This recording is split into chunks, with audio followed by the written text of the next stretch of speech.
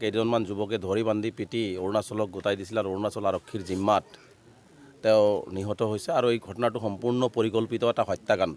আমি অভিযোগ উত্থাপন কৰিছোঁ যে এই ঘটনাটো সম্পূৰ্ণ ইয়াত স্থানীয় কিছুমান মানুহ আৰু অৰুণাচলৰ আৰক্ষী সম্পূৰ্ণভাৱে জড়িত হৈ ছাইদুল ইছলামক কৰিছে আৰু এই কাৰ্যটোক আমি তীব্ৰভাৱে নিন্দা কৰিছোঁ, গৰিহণা দিছোঁ।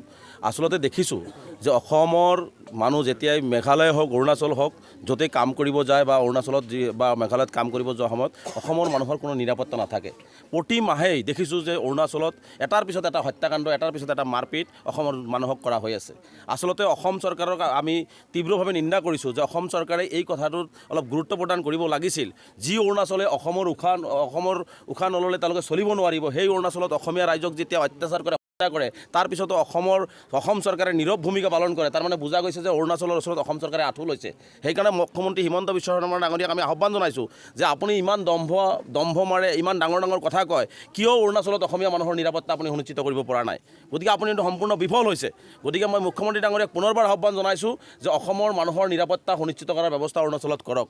আৰু আটাইতকৈ দুৰ্ভাগ্যজনক কথাটো হ'ল যে লখিমপুৰ আৰক্ষীক 24 ঘণ্টা সময় লৈ গৈছিল দুৰ্ভগীয়া পৰিয়ালৰ পৰা। ইয়াত স্থানীয় কেইজনমান যুৱকে মাৰপিট কৰি CCTV ফুটেজত তেওঁলোকৰ ছবি দেখাই হৈছে, FIR-ত নাম দিছে। আজি 4 দিন উকলি যোৱাৰ পিছত লখিমপুৰৰ আৰক্ষী অধীক্ষকগৰাকীয়ে সেই দোষীসকলক কৰায়ত্ব কৰিব পৰা নাই নে? আচলতে এই দোষীসকলক আচলতে লখিমপুৰ আৰক্ষীয়ে পোহপাল দি ৰাখিছে নেকি? লখিমপুৰ আৰক্ষীৰ ইমান সোপাঢিলা নীতি কিয়?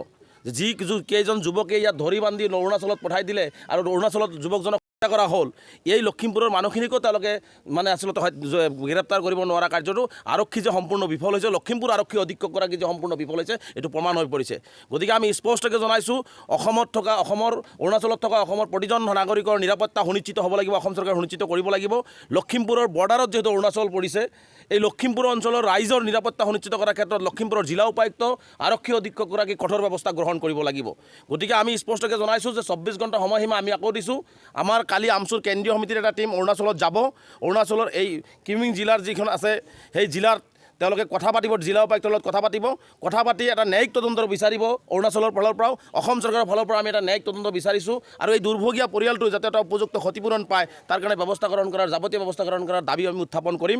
আমি মানৱ অধিকাৰ আয়োগৰ কাষলৈকে যাম।